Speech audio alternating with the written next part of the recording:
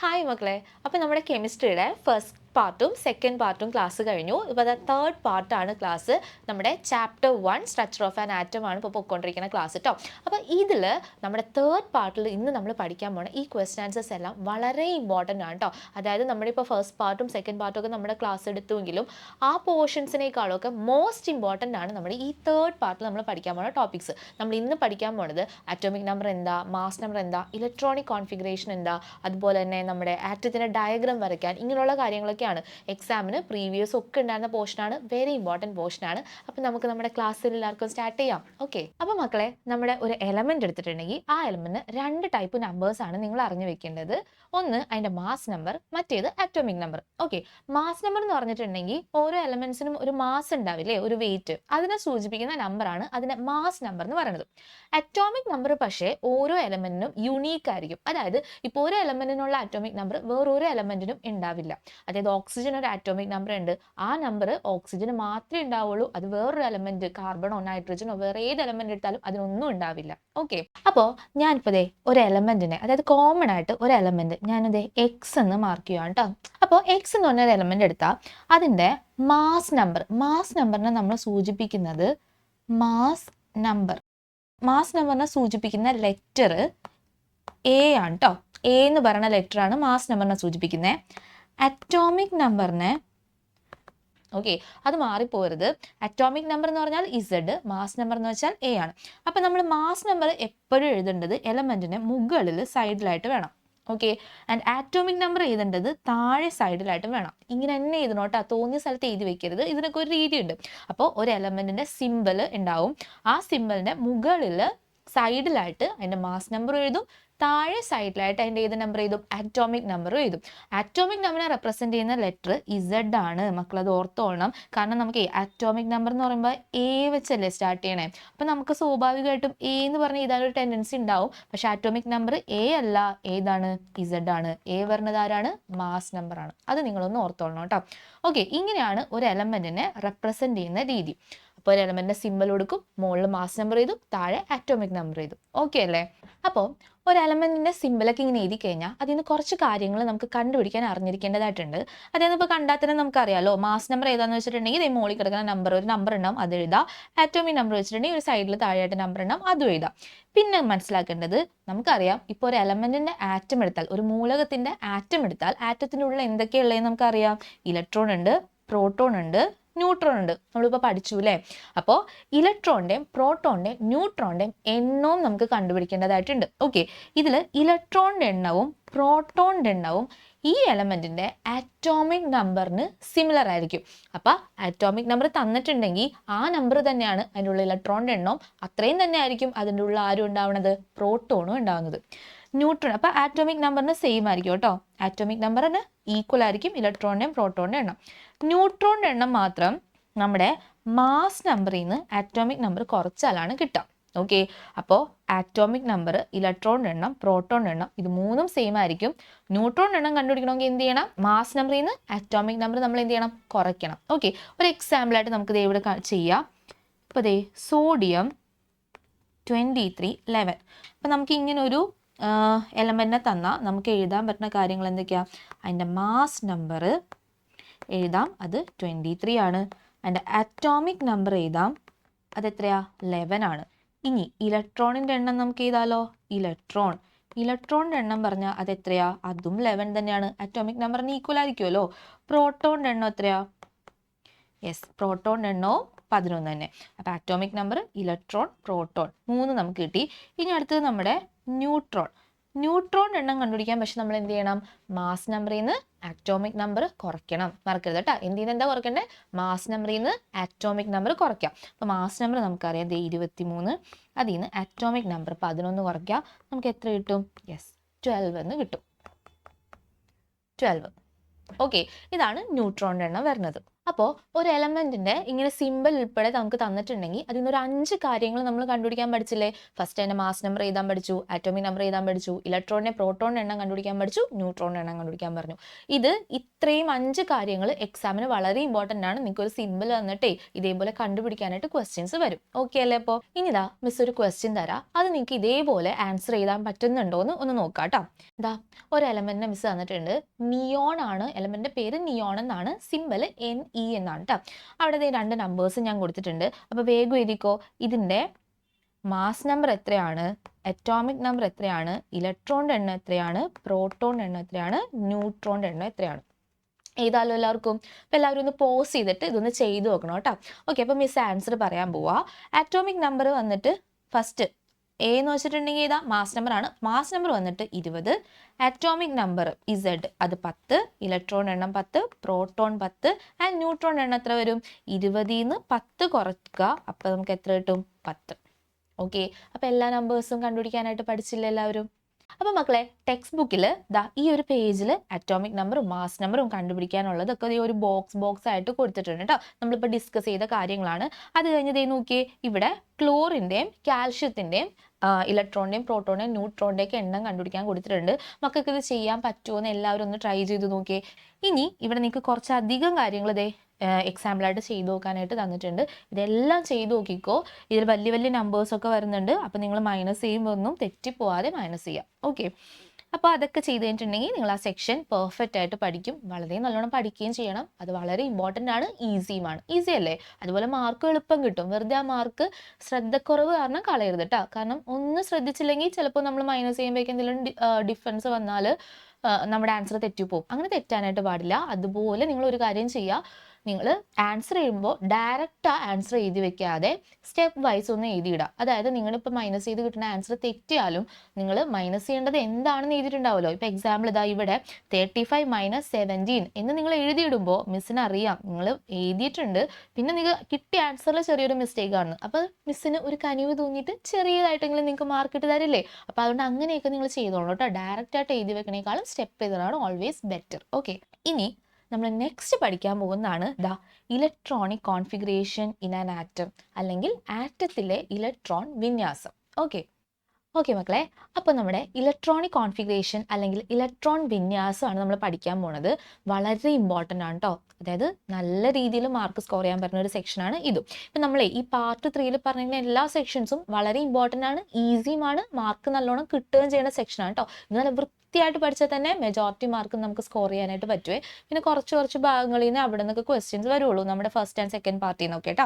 അപ്പോൾ ഇലക്ട്രോൺ വിന്യാസം എന്ന് പറഞ്ഞാൽ നമുക്കറിയാം ആറ്റത്തിൻ്റെ ഉള്ളിൽ എന്തുണ്ട്? ഇലക്ട്രോണുകളുണ്ട്. ഇലക്ട്രോൺസ് കാണപ്പെടുന്ന എവിടെയാ എന്ന് പറഞ്ഞെല്ലാവരും? എവിടെയാ? ഓർബിറ്റ്സിലാണ്. അതെ, അപ്പോൾ ഈ ഓർബിറ്റുകൾ നമുക്കറിയാം പല ഓർബിറ്റ്സ് ഉണ്ട്. നമ്മൾ കഴിഞ്ഞ ദിവസം ഇങ്ങനെ ഒരു പടമൊക്കെ നമ്മൾ പഠിച്ചായിരുന്നത്. ഇങ്ങനെ ഇത് ന്യൂക്ലിയസിൻ്റെ ചുറ്റും first orbit, second orbit, third, ഇങ്ങനെ കുറേ ഓർബിറ്റ്സ് ഉണ്ട് അല്ലേ? കുറേ അങ്ങോട്ട് ഓർബിറ്റ്സുകൾ പോവും. ഇനി ഇതിൽ ഇലക്ട്രോണുകൾ കാണപ്പെടുന്നത് നമുക്കറിയാം ഓർബിറ്റുകളാണ്. ഓർബിറ്റുകളിൽ തോന്നിയതുപോലെ അല്ല ഇലക്ട്രോൺസ് കാണുന്നത്, അതിനൊരു പ്രത്യേക ഓർഡർ ഉണ്ട്. ഓക്കെ, ഇപ്പം നമുക്കറിയാം ഓരോ എലമെന്റിലുള്ള ഇലക്ട്രോണുകളുടെ എണ്ണമൊക്കെ വ്യത്യാസമാണെന്ന് നമ്മളിപ്പോൾ ഇലക്ട്രോൺസിൻ്റെ പ്രോട്ടോണിൻ്റെ ന്യൂട്രോണിൻ്റെ ഒക്കെ എണ്ണം കണ്ടുപിടിച്ചപ്പോൾ മനസ്സിലായിട്ടുണ്ടാവും നിങ്ങൾക്ക്. ഓരോ എലമെന്റിലും ഇലക്ട്രോൺസിൻ്റെ നമ്പർ വ്യത്യാസമാണ്. ആറ്റോമിക് നമ്പർ ഓരോ എലമെന്റിനും വ്യത്യാസമുണ്ട്, സിമിലർ ആയിട്ട് ഒരിക്കലും വരില്ല. അതേപോലെ തന്നെയാണ് ഇലക്ട്രോണിൻ്റെ എണ്ണം. കാരണം ആറ്റോമിക് നമ്പറും ഇലക്ട്രോണിൻ്റെ എണ്ണവും ഈക്വൽ അല്ലേ, പ്രോട്ടോണിൻ്റെ എണ്ണം ഈക്വൽ അല്ലേ. So electron, proton, atomic number ഈ 3 നമ്പേഴ്സും സെയിം നമ്പേഴ്സ് തന്നെയാണ്. ഇത് ഒരിക്കലും വേറെ എലമെന്റ്സിന് റിപ്പീറ്റേഷൻ വരില്ല കേട്ടോ. ഓക്കെ, അപ്പോൾ ഇലക്ട്രോൺസ് ഓരോ എലമെന്റ്സിലുള്ള എണ്ണം വ്യത്യാസം ഉണ്ടാവും. അപ്പോൾ ഈ എണ്ണം അനുസരിച്ച് ഇപ്പോൾ സോഡിയത്തിൻ്റെ കേസ് നമ്മൾ നേരത്തെ പറഞ്ഞപ്പോൾ സോഡിയം 23 11 ആയിരുന്നു. അതായത് ഇതിൻ്റെ ഉള്ളിൽ 11 ഇലക്ട്രോൺസ് ഉണ്ട്. ഓക്കെ, ഇനി നിയോണിൻ്റെ കാര്യം നമ്മൾ നേരത്തെ പറഞ്ഞപ്പോൾ മാസ് നമ്പർ 20, ആറ്റോമിക് നമ്പർ 10 ആയിരുന്നു. അതായത് ഇതിൽ 10 ഇലക്ട്രോൺസ് ഉണ്ട്. ഓക്കെ, അപ്പോൾ ഇതിലൊക്കെയുള്ള ഇലക്ട്രോൺസിൻ്റെ നമ്പർ വേറെ വേറെയാണ്. അതനുസരിച്ച് ഇലക്ട്രോൺസ് അറേഞ്ച് ചെയ്തിരിക്കുന്നതും തോന്നിയതുപോലെയല്ല, അതിനൊരു പ്രത്യേക ഓർഡർ ഉണ്ട്.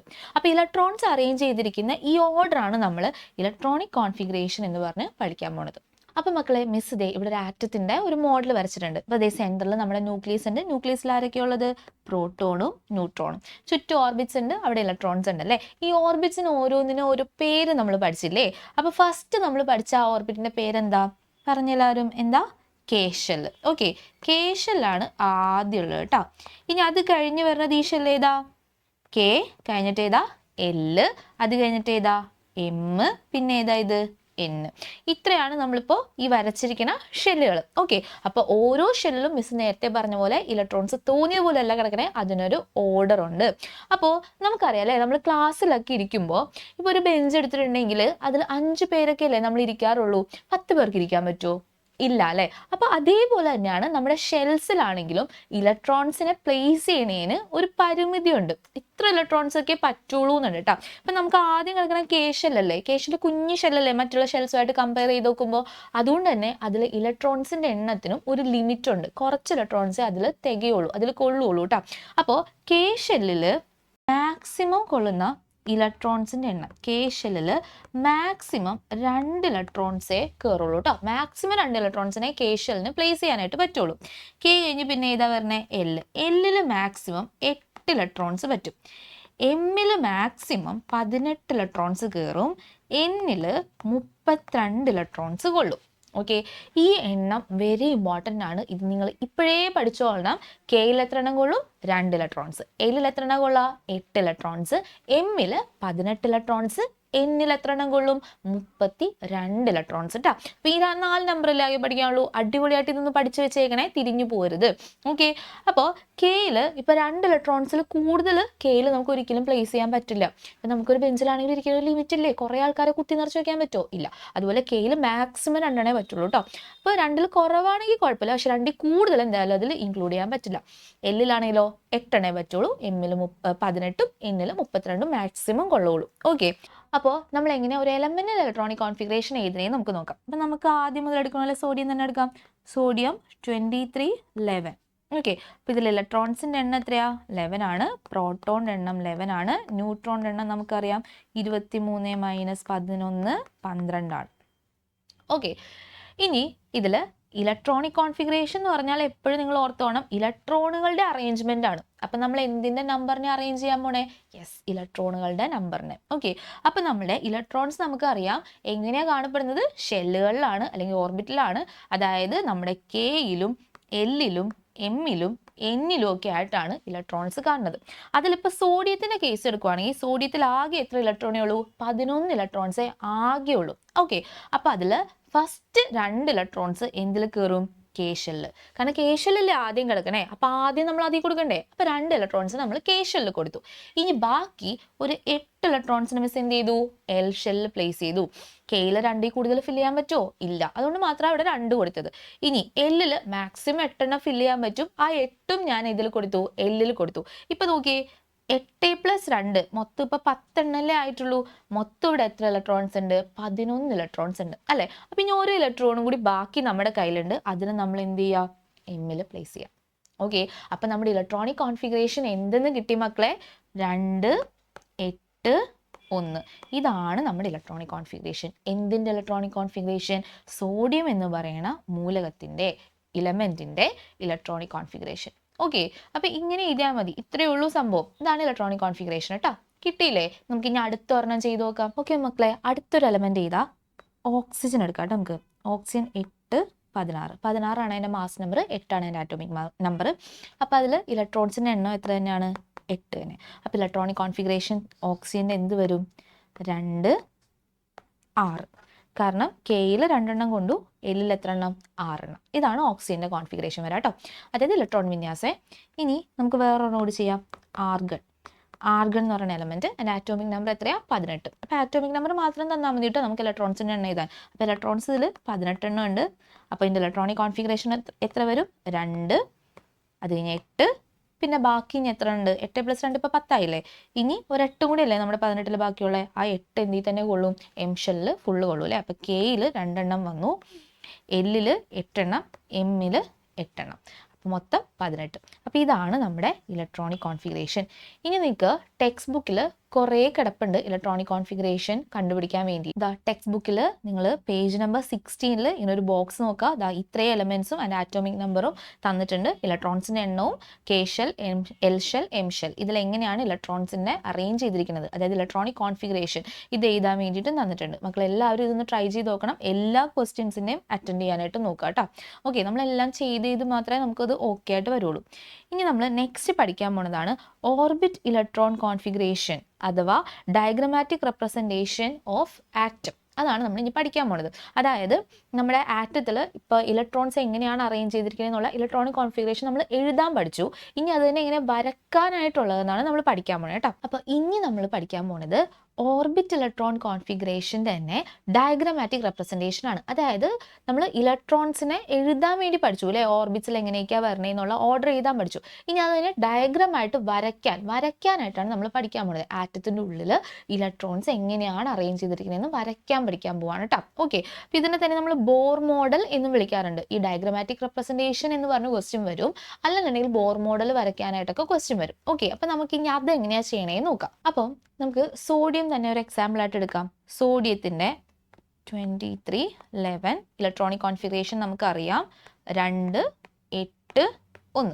അതായത് കെ ഷെല്ലിൽ 2 ഇലക്ട്രോൺസ്, എല്ലിൽ 8, എമ്മിൽ 1 എന്നുള്ള രീതിയിലാണ് സോഡിയത്തിൽ ഇലക്ട്രോൺസ് അറേഞ്ച് ചെയ്തിരിക്കുന്നത്. ഇനി നമുക്കിത് വേറെ ഒന്നും ചെയ്യാനല്ല, ഇതിന് നേരെ ഡയഗ്രം ആയിട്ട് വരയ്ക്കാനോ ഉള്ളത്. ഡയഗ്രാം വരയ്ക്കുമ്പോൾ നടുക്ക് നമ്മുടെ ന്യൂക്ലിയസിന് ആദ്യം വരയ്ക്കുക. ന്യൂക്ലിയസിൻ്റെ ഉള്ളിൽ നമുക്കറിയാം പ്രോട്ടോണും ഉണ്ട്, പിന്നെ ആരുമുണ്ട്, ന്യൂട്രോണും ഉണ്ട് അല്ലേ. നമുക്ക് ഇതിൽ നിന്ന് പ്രോട്ടോണിൻ്റെ എണ്ണം കിട്ടില്ലേ, എത്രയാ, 11. ന്യൂട്രോണിൻ്റെ എണ്ണവും ഇവിടെ കിട്ടുമല്ലോ, 23 11 കുറച്ചു 12. അപ്പോൾ അത് രണ്ടും നമുക്ക് എണ്ണം ഇപ്പം അറിയാം, കാരണം ഈ 2 നമ്പേഴ്സ് തന്നിട്ടുള്ളതുകൊണ്ട് ഇതിൻ്റെ രണ്ടിൻ്റെ എണ്ണവും നമുക്ക് കണ്ടുപിടിക്കാൻ പറ്റും. അപ്പോൾ ആ കണ്ടുപിടിച്ച എണ്ണങ്ങൾ നമ്മൾ ഇതിൻ്റെ ഉള്ളിൽ എഴുതിക്കോളണം. ഇത് 11, ഇത് 12 എന്നുള്ളത് എഴുതി വെക്കണം കേട്ടോ. ഓക്കെ, ഇനി നമുക്ക് എന്ത് ചെയ്യാം, ഓർബിറ്റുകൾ വരയ്ക്കാം, അതിൽ ഇലക്ട്രോൺസിനെ ഫില്ല് ചെയ്യാം. അപ്പം നമുക്കറിയാം എത്ര ഓർബിറ്റ്സ് നമ്മളിവിടെ വരയ്ക്കണം, എത്ര എണ്ണം വരയ്ക്കണോടാ, യെസ് 3 എണ്ണം വരയ്ക്കണം കേട്ടോ. കാരണം നമുക്കറിയാലോ ഇവിടെ കെ ഷെല്ലുണ്ട്, എൽ ഷെല്ലുണ്ട്, എം ഷെല്ലുണ്ട്. ഇലക്ട്രോണിക് കോൺഫിഗറേഷൻ ഇതിപ്പോൾ നമുക്ക് കിട്ടി എത്ര ഷെൽസ് ഉണ്ടെന്നൊക്കെ ഉള്ളത്. ഇനി നമ്മൾ ചുമ്മാ അതിലോട്ട് വരച്ച് വെച്ചാൽ മതി. അപ്പോൾ ഫസ്റ്റ് കിടക്കുന്ന കെ ഷെല്ല് നമ്മൾ എത്ര ഇലക്ട്രോൺസിനെ വരയ്ക്കുക, 2 ഇലക്ട്രോൺസിനെ വരയ്ക്കുക, 2 എണ്ണം. അപ്പോൾ ദേ നമ്മൾ ഫസ്റ്റ് കെ ഷെല്ല് 2 റൗണ്ട്സ് വരച്ച് വെച്ചു. ഓക്കെ, നെക്സ്റ്റ് എൽ ഷെല്ലിൽ എത്ര ഇലക്ട്രോൺസ് ഉണ്ട്, 8 എണ്ണം. 8 എണ്ണത്തിനെ നമ്മൾ വരയ്ക്കണം, മടിയൊന്നും വിചാരിക്കരുത്, 8 എണ്ണത്തിനെ വരയ്ക്കാം. ഓക്കെ, 8 എണ്ണത്തിനെ വരച്ചു. ഇനി എമ്മിൽ എത്ര എണ്ണം ഉണ്ട്, ഒരെണ്ണം. ആ ഒരെണ്ണത്തിനെ എമ്മിലും വരയ്ക്കാം. ഓക്കെ, ഇതാണ് നമ്മുടെ ഡയഗ്രമാറ്റിക് റെപ്രസെൻറ്റേഷൻ. അല്ലെങ്കിൽ ഡയഗ്രാം വരയ്ക്കാൻ പറഞ്ഞിട്ടുണ്ടെങ്കിൽ ഇത്രയേ ഉള്ളൂ വരയ്ക്കാൻ വേണ്ടിയിട്ട്. നടുക്ക് ന്യൂക്ലിയസ് കൊടുക്കുക, ന്യൂട്രോണിൻ്റെ എണ്ണം അടയാളപ്പെടുത്തുക, പിന്നെ ചുറ്റും ഓർബിറ്റ്സിൽ ഇലക്ട്രോൺസിൻ്റെ ഇലക്ട്രോണിക് കോൺഫിഗറേഷൻ നോക്കിയിട്ട് അതേപോലെ അങ്ങ് വരച്ചു വയ്ക്കാം. ഓക്കെ, ഇനി അടുത്തൊരു ക്വസ്റ്റ്യൻ ചെയ്യാം.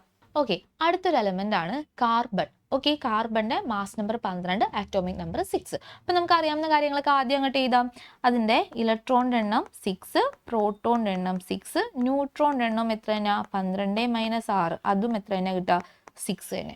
ഇത്രയും കാര്യങ്ങൾ കണ്ടുപിടിച്ചു. ഇനി നമുക്ക് ഡയഗ്രാം വരയ്ക്കാം. ഡയഗ്രാം വരയ്ക്കുന്നതിന് മുന്നേ മസ്റ്റായിട്ടും ഇലക്ട്രോണിക് കോൺഫിഗറേഷൻ, ഇലക്ട്രോൺ വിന്യാസം നിങ്ങൾ എഴുതണം കേട്ടോ. ഇപ്പോൾ ഡയഗ്രാം വരയ്ക്കാനാണ് ക്വസ്റ്റ്യൻ എങ്കിൽ പോലും ഇലക്ട്രോണിക് കോൺഫിഗറേഷൻ നിങ്ങൾ അവിടെ എഴുതിയിട്ടുണ്ടാവണം, കാരണം അതനുസരിച്ചിട്ടല്ലേ നമ്മൾ ഡയഗ്രാം വരയ്ക്കുന്നത്. ഓക്കെ, അപ്പോൾ നമുക്ക് അതിന് ഇലക്ട്രോണിക് കോൺഫിഗറേഷൻ എഴുതാം. എന്ത് വരും, വേഗം പറഞ്ഞോ, 6 ഇലക്ട്രോൺസ് ആണുള്ളത്. അപ്പോൾ നമുക്ക് അതിനെ സ്പ്ലിറ്റ് ആക്കിയിട്ട് എന്ത് വരും, 2, പിന്നെ എത്രയാണ് വരാം, യെസ് 4. 2 എണ്ണം കെ ഷെല്ല്, 4 എണ്ണം എൽ ഷെല്ല്, 4 + 2 എത്രയായി, 6. ഓക്കെ അല്ലേ. ഇനി നമുക്ക് അതിൻ്റെ ഡയഗ്രാം വരയ്ക്കുമ്പോൾ ദാ സെൻറ്ററിൽ നമ്മുടെ ന്യൂക്ലിയസിൻ്റെ ഉള്ളിൽ പ്രോട്ടോൺസ് ചെയ്താൽ 6 എണ്ണം, ന്യൂട്രോൺസ് 6 എണ്ണം കൊടുത്തു. ഇനി ഫസ്റ്റ് ഷെല്ല് കെ ഷെല്ല്, പിന്നെ സെക്കൻഡ് എൽ ഷെല്ലും വരയ്ക്കാം. അതിൽ കെ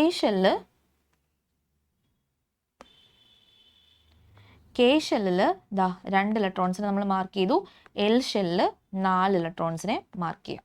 ഓക്കെ, അങ്ങനെ നമ്മുടെ ഫിഗർ ഇത്രയേ ഉള്ളൂ, ഡയഗ്രാം ഇത്രയേ ഉള്ളൂ കേട്ടോ. അങ്ങനെ കുറേ എലമെൻറ്റ്സിന് നമ്മുടെ ടെക്സ്റ്റ് ബുക്കിൽ തന്നിട്ടുണ്ട്. എല്ലാത്തിനെയും ഡയഗ്രാം വരച്ച് തന്നെ പഠിക്കാം. ഓക്കെ, അപ്പോൾ ഡയഗ്രാം വരയ്ക്കുമ്പോൾ നിങ്ങൾ തെറ്റാണ്ട് ഇതിൻ്റെ ഉള്ളിലുള്ള ഇലക്ട്രോൺസിനെ മാർക്ക് ചെയ്യണം. ഇലക്ട്രോൺസിൻ്റെ എണ്ണം ടീച്ചേഴ്സ് കൗണ്ട് ചെയ്ത് തന്നെ നോക്കും. അപ്പോൾ തെറ്റ് വന്നാൽ നിങ്ങൾക്ക് മാർക്ക് കിട്ടില്ല. ഓക്കെ, അപ്പോൾ മക്കളെ ഇനി നമ്മൾ നെക്സ്റ്റ് പഠിക്കാൻ പോകുന്നത് ഐസോടോപ്പുകളെ പറ്റിയിട്ടാണ് കേട്ടോ. ഐസോടോപ്പുകൾ എന്ന് വെച്ചിട്ടുണ്ടെങ്കിൽ ഒരേ എലമെൻറ്റിന് തന്നെ ആറ്റങ്ങൾ തന്നെ ആയിരിക്കും. പക്ഷേ ആറ്റങ്ങൾക്കെല്ലാം മാസ് നമ്പറിന് ചെറിയ വ്യത്യാസം ഉണ്ടാവും, ആറ്റോമിക് നമ്പർ സെയിം സെയിമും ആയിരിക്കും. അതിനെയാണ് നമ്മൾ ഐസോടോപ്പുകൾ എന്ന് പറയുന്നത്. അപ്പോൾ സെയിം എലമെന്റിന്റെ തന്നെ ആറ്റങ്ങളായിരിക്കും, പക്ഷെ അവരുടെ മാസ് നമ്പറിന് എന്ത് ചെയ്യുന്നുണ്ടാവും, വ്യത്യാസം ഉണ്ടാവും. ആറ്റോമിക് നമ്പർ അപ്പോൾ എങ്ങനെ തന്നെ ആയിരിക്കും, സെയിം ആയിരിക്കും, കാരണം എല്ലാം സെയിം എലമെന്റ് തന്നെയല്ലേ. ഓക്കെ, അതിന് എക്സാമ്പിൾ ആയിട്ട് ഇതേ നിങ്ങളുടെ ടെക്സ്റ്റ് ബുക്കിൽ ഇവിടെ കൊടുത്തിട്ടുണ്ട്. ഫസ്റ്റ് തന്നെ ഹൈഡ്രജന്റെ ഐസോടോപ്സ്. ഹൈഡ്രജന്റെ 3 ഐസോടോപ്പുകൾ ഇതിൽ കൊടുത്തിട്ടുണ്ട്. അതിൽ ഫസ്റ്റ് വൺ ഇവിടെ നോക്കി, പ്രോട്ടിയം, സെക്കൻഡ് ഇസ് ഡ്യൂട്ടീരിയം, മൂന്നാമത്തത് ട്രിറ്റിയം. ഓക്കെ, മൂന്നിന്റെ പ്രത്യേകത ഇവിടെ നോക്കിയേ, സിമ്പിൾ നോക്കി എല്ലാവരും. ഹൈഡ്രജന്റെ ഫസ്റ്റ് ഐസോടോപ്പ് പ്രോട്ടിയത്തിൽ മാസ് നമ്പർ 1, അറ്റോമിക് നമ്പർ 1 തന്നെയാണ്. സെക്കൻഡ് വൺ നോക്കിയപ്പോൾ മാസ് നമ്പർ 2 ആയിട്ടുണ്ട്, അറ്റോമിക് നമ്പർ 1 തന്നെയാണ്.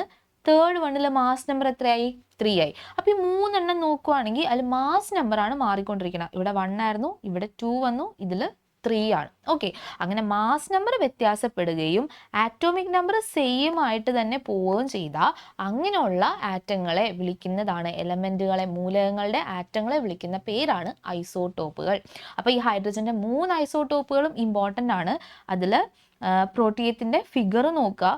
മാസ് നമ്പർ 1 എന്ന് പറയുമ്പോൾ നമുക്കറിയാം അറ്റോമിക് നമ്പർ 1, മാസ് നമ്പർ 1. അപ്പോൾ അറ്റോമിക് നമ്പർ 1 ആകുമ്പോൾ ഇലക്ട്രോണും 1 പ്രോട്ടോണും 1 അല്ലേ. ന്യൂട്രോണിൻ്റെ എണ്ണം നമുക്കറിയാം, മാസ് നമ്പറിൽ നിന്ന് അറ്റോമിക് നമ്പർ കുറച്ചാലാണ് കിട്ടുന്നത്. അപ്പോൾ 1 മാസ് നമ്പർ, അതിൽ നിന്ന് അറ്റോമിക് നമ്പർ 1 കുറച്ച് കഴിയുമ്പോൾ ന്യൂട്രോൺ എണ്ണം എത്ര കിട്ടി, 0. അങ്ങനെയാണ് നമുക്ക് ഇതേ പ്രോട്ടിയത്തിൽ ന്യൂട്രോൺ എണ്ണം ഇവിടെ നടുക്ക് നിങ്ങൾ നോക്കിയാൽ അറിയാം, പ്രോട്ടോൺ 1 എന്നും ന്യൂട്രോൺ 0 എന്നും എഴുതിയിട്ടുണ്ട്. അത് അങ്ങനെ കിട്ടിയതാണ് കേട്ടോ. ഇലക്ട്രോൺ 1 ആണ്. ഓക്കെ, ഇനി സെക്കൻഡ് വൺ നമ്മുടെ ഡ്യൂട്ടീരിയം. ഡ്യൂട്ടീരിയം എടുത്താൽ ദാ ഹൈഡ്രജൻ 2, 1 എന്നാണ് നമ്മൾ എഴുതുന്നത്. അതിൽ 2 അവിടുത്തെ മാസ് നമ്പർ, 1 ആറ്റോമിക് നമ്പർ. അപ്പോൾ അതുകൊണ്ട് തന്നെ ഇവിടെ ഇലക്ട്രോൺസിൻ്റെ എണ്ണം 1 തന്നെയാണ്, പ്രോട്ടോണിൻ്റെ എണ്ണം 1, ന്യൂട്രോൺ എണ്ണം നമുക്ക് എത്ര വരും, 2 - 1, അതായത് 1 എന്ന് വരും. ഓക്കെ, അതാണ് ദാ ഇവിടെ എഴുതിയിരിക്കുന്നത്. Proton 1, neutron 1, electron 1. ഓക്കെ, ഇനി മൂന്നാമത്തെ ആൾ നമ്മുടെ ട്രിറ്റിയം. ട്രിറ്റിയം എടുത്താൽ H3 എന്നാണല്ലേ. അപ്പോൾ അതിൽ ഇലക്ട്രോൺ 1, പ്രോട്ടോൺ 1, ന്യൂട്രോൺ എത്രയാ, 3 - 1, അതായത് 2. ഓക്കെ, അതാണ് ദാ നടുക്ക് എഴുതിയിരിക്കുന്നത്. ക്ലിയർ അല്ലേ? അങ്ങനെ 3ന്റെ ഫിഗേഴ്സ് ആണ് തന്നിരിക്കുന്നത്. ഇപ്പം ഈ 3 ഫിഗേഴ്സും നമ്മൾ എഴുതിയ ഈ കാര്യങ്ങളും നോക്കിയാൽ നമുക്കൊരു കാര്യം മനസ്സിലാകും. എന്തിൻ്റെ എണ്ണമാണ് ഇലക്ട്രോൺ, പ്രോട്ടോൺ, ന്യൂട്രോൺ, ഈ 3 പേരിൽ എന്തിൻ്റെ എണ്ണമാണ് ഈ 3 എണ്ണത്തിലും വ്യത്യാസപ്പെട്ടുകൊണ്ടിരിക്കുന്നത്?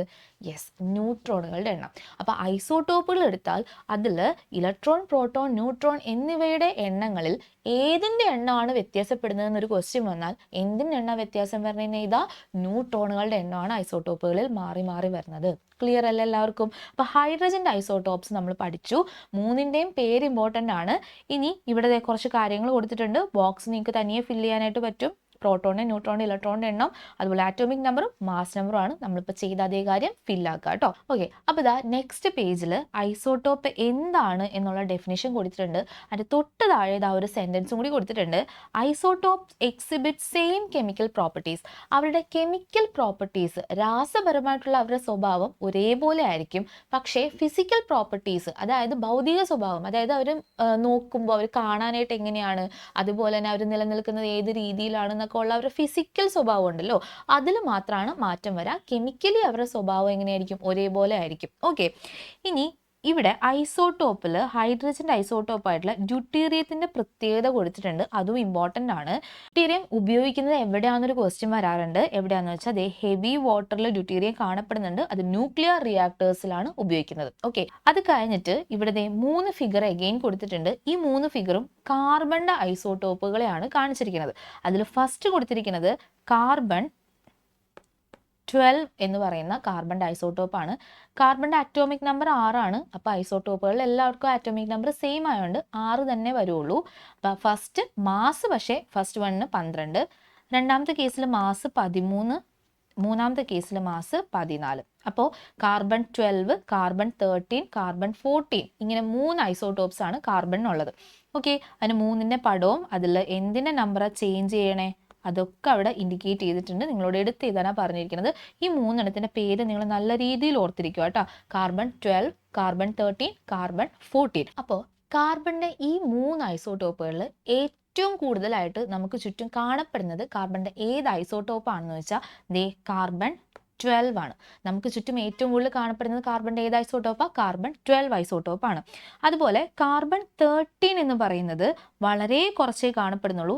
ഇത്രയും മാത്രമാണ് കാർബൺ 13 കാണപ്പെടുന്നത്. ഏകദേശം 1.1% മാത്രമേ കാർബൺ 13 കാണപ്പെടുന്നുള്ളൂ. ഇനി കാർബണിൻ്റെ അടുത്തൊരു ഐസോട്ടോപ്പാണ് കാർബൺ 14. കാർബൺ 14 എന്ന് പറഞ്ഞാൽ കാർബണിൻ്റെ ഒരു റേഡിയോ ആക്റ്റീവ് ഐസോട്ടോപ്പാണ്. അപ്പോൾ ക്വസ്റ്റ്യൻ എങ്ങാനും വരുവാണ് കാർബൺ 14 അല്ലെങ്കിൽ radio active isotope of carbon ഏതാണ് എന്നൊരു ക്വസ്റ്റ്യൻ വന്ന ഏതാ? കാർബൺ 14 ആണ്. ഇനി ഈ കാർബൺ 14ന്റെ യൂസ് എന്താണെന്നും ക്വസ്റ്റ്യൻ വരാറുണ്ട്. പ്രീവിയസും ഒക്കെ ഉണ്ടായിരുന്ന ഒരു പോർഷനാണ്. അതുകൊണ്ട് നല്ല ഇമ്പോർട്ടൻസ് കൊടുത്ത് പഠിക്കുക. കാർബൺ 14ന്റെ യൂസ് എന്ന് വെച്ചാൽ to determine the age of fossils, അതായത് ഫോസിലുകളുടെ ഇപ്പം നമ്മളുടെ പണ്ട് ഉണ്ടായിരുന്ന ഏതെങ്കിലും ഓർഗാനിസംസ് ഒക്കെ ചത്തൊക്കെ പോയിട്ടുണ്ടെങ്കിൽ അപ്പോൾ അതിൻ്റെയൊക്കെ എല്ലും അവശിഷ്ടങ്ങളും ഒക്കെ മണ്ണിനടിയിൽ കിടന്ന് കുറേ വർഷങ്ങൾ കഴിഞ്ഞിട്ട് കിട്ടില്ലേ, അപ്പോൾ അതിനെയാണ് നമ്മൾ ഫോസിലുകൾ എന്ന് വിളിക്കുന്നത്. അപ്പോൾ ഈ ഫോസിൽസിന് എത്ര കാലപ്പഴക്കം ഉണ്ട് എന്ന് കണ്ടുപിടിക്കാൻ ഉപയോഗിക്കുന്ന ഒരു ഐസോട്ടോപ്പാണ് കാർബൺ 14 എന്ന് പറയുന്നത്. കാർബണിൻ്റെ ഒരു റേഡിയോ ആക്റ്റീവ് ഐസോട്ടോപ്പാണ്. ഓക്കെ, അപ്പോൾ യൂസ് ഒന്ന് ഓർത്ത് വെച്ചേക്കണം കേട്ടോ. ഇനി വേറെ കുറച്ച് ഐസോട്ടോപ്പുകളും അവരുടെ യൂസസും കൊടുത്തിട്ടുണ്ട്. എക്സാമിന് വെരി ഇമ്പോർട്ടൻ്റ് ആയിട്ടുള്ള സെക്ഷനാണ്. അതിൽ അയോഡിൻ 131 യൂസ് ചെയ്യുന്നത് to study the functioning of thyroid gland and its treatment. നമുക്കറിയാം നമ്മുടെ ശരീരത്തിൽ തൈറോയ്ഡ് ഗ്ലാൻഡ് ഉണ്ട്. അപ്പോൾ അതിനെപ്പറ്റി പഠിക്കാനും അതിൻ്റെ ട്രീറ്റ്മെൻറ്റിനും ഒക്കെ വേണ്ടിയിട്ടാണ് നമ്മുടെ അയോഡിൻ 131 ഉപയോഗിക്കുന്നത്.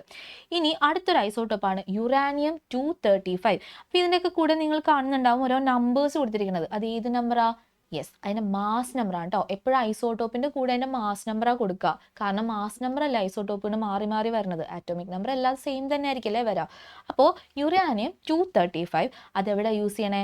ന്യൂക്ലിയർ റിയാക്ടറുകളിൽ ഫ്യൂവലായിട്ട് ഇന്ധനമായിട്ട് ഉപയോഗിക്കുന്നു. അതുപോലെ കൊബാൾട്ട് 60 ക്യാൻസർ ട്രീറ്റ്മെൻറ്റ് ഉപയോഗിക്കുന്നു. സോഡിയം 24, സോഡിയത്തിൻ്റെ കേസിൽ നമ്മളിതേ സോഡിയം 23 നമ്മൾ കോമൺ ആയിട്ട് എപ്പോഴും എഴുതുന്നതും നമ്മളിപ്പോൾ തന്നെ കുറേ പ്രാവശ്യം ചെയ്തതും നമുക്ക് ചുറ്റും എപ്പോഴും കാണപ്പെടുന്നതുമായിട്ടുള്ള സോഡിയത്തിൻ്റെ ഐസോട്ടോപ്പാണ്. അതിൽ സോഡിയം 24 ആണ് നമ്മൾ പ്രത്യേകം ഇപ്പോൾ പഠിക്കുന്നത്. To detect the leakage in industrial pipe lines. ഇൻഡസ്ട്രീസിലൊക്കെ പൈപ്പ് ലൈൻസിലൊക്കെ എന്തെങ്കിലും ലീക്കേജ് ഉണ്ടെങ്കിൽ അത് ഡിറ്റക്ട് ചെയ്യാൻ ഉപയോഗിക്കുന്ന സാധനമാണ് സോഡിയത്തിൻ്റെ 24 എന്ന് പറയുന്ന ഐസോട്ടോപ്പ്. ഓക്കെ, ഇനി അയോൺ 59, നമ്മുടെ അയണിൻ്റെ 59 വരുന്ന ഐസോട്ടോപ്പ്. ഇത് യൂസ് ചെയ്യുന്നത് ടു ഡയഗ്നൈസ് അനീമിയ. അനീമിയ എന്ന് വെച്ചിട്ടുണ്ടെങ്കിൽ എന്താ? നമ്മുടെ വിളർച്ച എന്ന് പറയുന്ന രോഗമില്ലേ, ബ്ലഡൊക്കെ കുറയുന്നതും അങ്ങനെ. ആ അനീമിയ എന്ന് പറയുന്ന രോഗത്തെ ഡിറ്റക്ട് ചെയ്യാൻ വേണ്ടിയിട്ട് യൂസ് ചെയ്യുന്ന ഐസോട്ടോപ്പാണ് അയൺ 59. ഓക്കെ, അടുത്ത നമുക്ക് പഠിക്കാനുള്ളതാണ് ഐസോ ബാർ. അപ്പോൾ ഐസോട്ടോപ്പ് പഠിച്ചത് എന്താണോ അതിന് നേരെ ഓപ്പോസിറ്റാണ് ഐസോബാർസ്. ഐസോട്ടോപ്പിൽ നമ്മൾ പറഞ്ഞ എന്താ? മാസ് നമ്പർ വ്യത്യാസപ്പെടും, ആറ്റോമിക് നമ്പർ സെയിം ആയിരിക്കും എന്ന്. പക്ഷെ ഐസോബാറുകൾ വരുമ്പോൾ മാസ് നമ്പർ സെയിം ആവും, ആറ്റോമിക് നമ്പർ വ്യത്യാസം വരും. അതിൻ്റെ എക്സാമ്പിളാണ് ഇവിടെ ഈ ഫിഗർ കൊടുത്തിരിക്കുന്നത്. ഇവിടെ ഓരോ എക്സാമ്പിൾസ് നിങ്ങളൊന്ന് നോക്കിയേ. ഇതിൻ്റെ മാസ് നമ്പേഴ്സ് എല്ലാവർക്കും എത്രയാണ് വന്നിരിക്കണേ? 40 തന്നെയാണ് എല്ലാത്തിലും മാസ് നമ്പർ വന്നിരിക്കുന്നത്. ആറ്റോമിക് നമ്പർ ആദ്യത്തെ ആൾക്ക് 18, രണ്ടാമത്തെ 19, മൂന്നാമത്തത് 20 തന്നിരിക്കുന്നത്. ആറ്റോമിക് നമ്പർ മാറുന്ന അനുസരിച്ച് മിസ് ആദ്യം മുതലേ പറഞ്ഞില്ലേ, ആറ്റോമിക് നമ്പർ എല്ലാ എലമെന്റ്സിനും യുണീക്ക് ആയിരിക്കും. ഒരു എലമെന്റിനുള്ള ആറ്റോമിക് നമ്പർ വേറൊരു എലമെന്റിന് ഉണ്ടാവില്ല. അതനുസരിച്ച് ഇതേ ആൾക്കാരും മാറിയിട്ടുണ്ട്. നോക്കി, ആറ്റോമിക് നമ്പർ 18 വന്നു, അതാരായിരുന്നു? ആർഗൺ. ആറ്റോമിക് നമ്പർ 19 ആയപ്പോൾ മാറിയ എലമെന്റ് ഏതാ? പൊട്ടാസ്യം, കെ ആണ് വന്നിരിക്കുന്നത്. ആറ്റോമിക് നമ്പർ 20 വന്നപ്പോൾ ഏതാ എലമെന്റ്? യെസ്, കാൽഷ്യം ആണ് വന്നിരിക്കുന്നത്. അപ്പോൾ എല്ലാത്തിനെയും പക്ഷെ മാസ് നമ്പർ എങ്ങനെയാ? സെയിം ആണ്. അപ്പോൾ മാസ് നമ്പർ സെയിമും ആറ്റോമിക് നമ്പർ വ്യത്യാസവും വരുന്നുണ്ടെങ്കിൽ അവരെ നമ്മൾ വിളിക്കുന്ന പേരാണ് ഐസോ ബാർസ്. ഓക്കെ, അപ്പോൾ മക്കളെ നമ്മൾ നമ്മുടെ ഫസ്റ്റ് ചാപ്റ്റർ അങ്ങനെ അടിപൊളിയായിട്ട് കംപ്ലീറ്റ് ചെയ്തു അല്ലേ? എല്ലാവർക്കും ഫസ്റ്റ് ചാപ്റ്റർ മനസ്സിലായോ? എങ്ങനെയുണ്ടായിരുന്നു എന്നുള്ളതൊക്കെ നിങ്ങൾ കമൻറ്റ് ചെയ്യുക കേട്ടോ. അതുപോലെ ഗുരുകുലത്തിൻ്റെ ഫെർദർ ക്ലാസ്സസ് കിട്ടാൻ വേണ്ടിയിട്ട് നിങ്ങൾ ഈ ചാനൽ സബ്സ്ക്രൈബ് ചെയ്യുക. അതുപോലെ ക്ലാസ് ഇഷ്ടമായെങ്കിൽ ലൈക്ക് ചെയ്യുക.